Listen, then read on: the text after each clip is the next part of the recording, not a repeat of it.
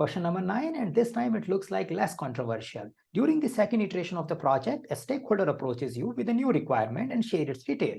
What is the most appropriate action to take in this scenario? So you are new, the stakeholders are also new, you just started, it's the second iteration only, and there's a new requirement coming because Agile is all about collecting and continuously working on the requirement. Let's go with the option one by one.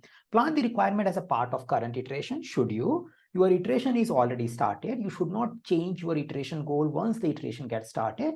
So there is no indicator that it has to be done now only. So this looks like off track. We can avoid this particular option.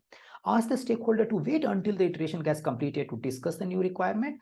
That is also not a great idea. Requirement can be added for a reminder. Not necessarily we have a detailed discussion right now only, but just holding the requirement and not acknowledging it is not a good idea. So we can say it's a question mark, but we don't want to have a detailed discussion, but we want to acknowledge the requirement. Option C, add the requirement to a product backlog for the discussion. Great. So you might remember user story is all about card, conversation, and confirmation.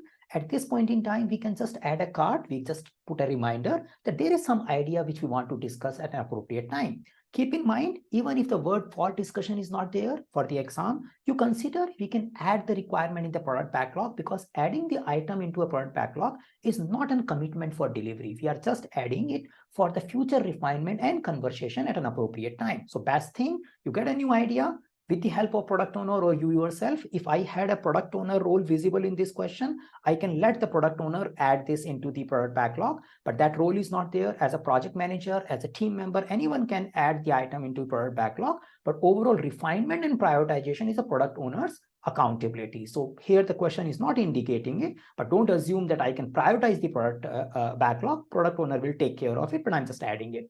Ask the stakeholder to explain the requirement directly to the team.